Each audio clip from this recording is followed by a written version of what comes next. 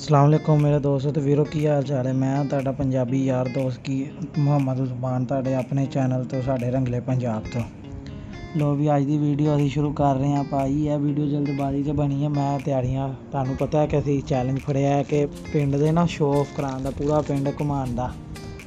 ते इहदे च साडी तैयारी होई पई सी मुकम्मल, बस कटिंग वगैरह तैयार रह गई सी कपड़े दा। ते ओह एट अ टाइम जो मैं गया दर्जी को, एक बाजू ते ना डिज़ाइन गलत बनिया सी। ਹੁਣ ਉਹਦੀਆਂ ਦੌੜਾ ਭਜਾਈ 'ਚ ਲੱਗੇ ਆ, ਗਏ ਆ ਫਰੇਮ ਸ਼ਰੇਮ ਸੈੱਟ ਕੀਤੇ ਨੇ।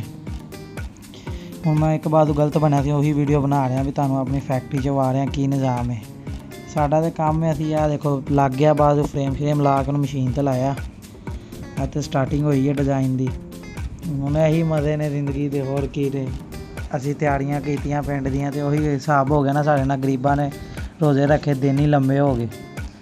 ਇੱਧਰੋਂ ਭਾਈ ਅੱਧਾ ਕੁ ਡਿਜ਼ਾਈਨ ਚੱਲਿਆ, ਉੱਤੋਂ ਮੈਨੂੰ ਫੋਨ 'ਤੇ ਫੋਨ ਕਰੀ ਜਾਣ ਡਿਆ ਸੀ ਬਾਰ ਦਰਜੀ ਵੀ ਮੈਂ ਤੇਰੀ ਵਜ੍ਹਾ ਤੋਂ ਬੈਠਾ। ਚਲੋ ਫਿਰ ਵੀ ਅਸੀਂ ਤਰੇ ਮਿਹਨਤ ਕਰਕੇ ਉਹ ਪਿੱਛੇ ਬੋਸ ਨੂੰ ਮਨਾਇਆ, ਅੱਧਾ ਘੰਟਾ ਲਾ ਕੇ ਉਹਨੂੰ ਮਨੂ ਕੇ ਇੱਥੇ ਮਸ਼ੀਨ 'ਤੇ ਆਪਣਾ ਇੱਕ ਪੀਸ ਲਾਇਆ। ਅਤੇ ਤੁਹਾਡੇ ਨਾਲ ਆਸਾਂ ਉਮੀਦਾਂ ਇਹੀ ਨੇ ਕਿ ਭਾਈ ਹੁਣ ਤੁਸੀਂ ਲਾਈਕ ਸਬਸਕ੍ਰਾਈਬ ਤਾਂ ਕਰੋਗੇ।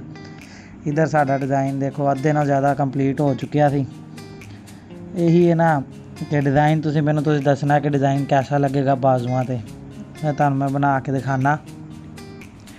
ਅਤੇ ਇੱਧਰ ਅਸੀਂ ਬਣਾ ਕੇ ਕੰਪਲੀਟ ਕਰ ਲਿਆ। ਅਤੇ ਪਾਰਟ 2 ਦੇਖ ਰਹੇ ਹਾਂ ਕਿ ਅਸੀਂ ਛੋਟੀ ਸ਼ੋਰਟਸ ਬਣਾਈਆਂ ਨੇ, ਇਕੱਠਾ ਨਹੀਂ ਨਾ ਕੀਤਾ ਦਾ ਕੰਮ। ਛੋਟੇ ਟੁਕੜੇ ਬਣਾ ਕੇ ਬਾਅਦ 'ਚ ਜੋੜੇ ਨੇ। ਇੱਥੇ ਸਾਡਾ ਮਾਸ਼ਾਅੱਲਾ ਪੀਸ ਕੰਪਲੀਟ ਹੋ ਗਿਆ ਸੀ। ਉਹਦੀ ਕਲਿੱਪਿੰਗ ਚੱਲ ਰਹੀ ਹੈ। ਕਲਿੱਪਿੰਗ ਤੋਂ ਬਾਅਦ ਬਾਕੀ ਤੁਹਾਨੂੰ ਉਹਦੀ ਪੂਰਾ ਸੂਟ ਉਦੋਂ ਨਜ਼ਰ ਆਏਗਾ ਜਿਸ ਟਾਈਮ ਅਸੀਂ ਪਾ ਕੇ ਨਾ ਪਹਿਲੇ ਦਿਨ ਪਿੰਡ ਨੂੰ ਨਿਕਲਾਂਗੇ। ਉਹਦੇ ਬਾਅਦ ਤੁਹਾਨੂੰ ਵੀ ਲੋਕ ਪੂਰਾ ਦੇਖਣਾ ਪੈਣਾ।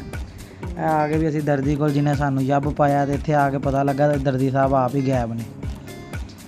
ਫਿਰ ਵੀ ਅਸੀਂ ਦਰਜੀ ਸਾਹਿਬ ਦੇ ਉਹਨੂੰ ਫੜਾ ਕੇ ਨਾ ਉਹਦੇ ਮੁੰਡੇ ਜਿਹੜਾ ਉਹਨੇ ਮੁੰਡਾ ਭਾਇਆ ਸੀ ਉਹਨੂੰ ਫੜਾਇਆ। ਅਤੇ ਭਾਈ ਅਸੀਂ ਨਿਕਲ ਗਏ ਹਾਂ ਵਾਪਸੀ ਨੂੰ। ਅਸੀਂ ਕਿਹਾ ਵੀ ਤੂੰ ਅੱਜ ਚੈੱਕ ਕਰ ਲੈ, ਜੇ ਹੁਣ ਵੀ ਕੋਈ ਕਮੀ ਪੇਸ਼ੀ ਹੈ ਤਾਂ ਇੱਥੇ ਦੱਸ, ਬਾਅਦ 'ਚ ਨਾ ਫੋਨ ਕਰਦਾ ਨਹੀਂ। ਅਤੇ ਉਹਨੂੰ ਚੈੱਕ ਚੁੱਕ ਕਰਾ ਕੇ ਓਕੇ ਹੋ ਗਿਆ। ਫਿਰ 2 ਕੁ ਤਸਵੀਰਾਂ ਖਿੱਚੀਆਂ ਉਹਦੇ ਸ਼ੀਸ਼ੇ 'ਤੇ ਅਤੇ ਉਹਨੇ ਕਿਹਾ ਓਕੇ ਆ ਵੀ ਪੀਸ ਠੀਕ ਹੈਗਾ ਤੁਹਾਡਾ, ਇਹ ਮੈਂ ਤੁਹਾਨੂੰ ਸਿਲਾਈ ਕਰ ਦੇਣਾ। ਬਾਕੀ ਸੂਟ ਸਾਰਾ ਸਿਲਾਈ ਹੋ ਗਿਆ, ਸਿਰਫ ਇੱਕ ਬਾਜ਼ੂ ਦੀ ਵਜ੍ਹਾ ਤੋਂ ਰੁਕਿਆ ਸੀ। ਇਹ ਵੀ ਮਜ਼ੇ ਆਉਂਦੇ ਦਿਨ ਹੁੰਦੇ ਨੇ। ਉਹਦਾ ਸੂਟ ਚੈੱਕ ਕਰੋ ਪੂਰਾ ਤਿਆਰ ਪਿਆ, ਇੱਕ ਬਾਜ਼ੂ ਦੀ ਵਜ੍ਹਾ ਤੋਂ ਰੋਕ ਕੇ ਬੈਠੇ ਹਾਂ। ਇਸ ਤੋਂ ਬਾਅਦ ਭਾਜੀ ਅਸੀਂ ਕਿਹਾ ਕਟਿੰਗ ਵਾਲਾ ਕੰਮ ਪੈਂਡਿੰਗ ਹੈ, ਉਹ ਵੀ ਕਰ ਲਈਏ ਇਸ ਤੋਂ ਪਹਿਲੇ ਕੋਈ ਰੌਲਾ ਪਵੇ। ਤੁਰ ਕੇ ਥੋੜ੍ਹਾ ਜਿਹਾ ਟੁਰਿਆ ਅਤੇ ਆ ਗਿਆ ਸੀ ਆਪਣੇ ਬਾਰਬਰ ਕੋਲ। ਇੱਥੇ ਆ ਕੇ ਭਾਜੀ ਦੇਖਿਆ ਅਤੇ ਸਾਡੇ ਤੋਂ ਪਹਿਲੇ ਹੀ ਇੱਕ ਕਸਟਮਰ ਬੈਠਾ ਅਤੇ ਬਾਰਬਰ ਸਾਹਿਬ ਵਾਹਵਾ ਹੀ ਬਿਜ਼ੀ ਨੇ।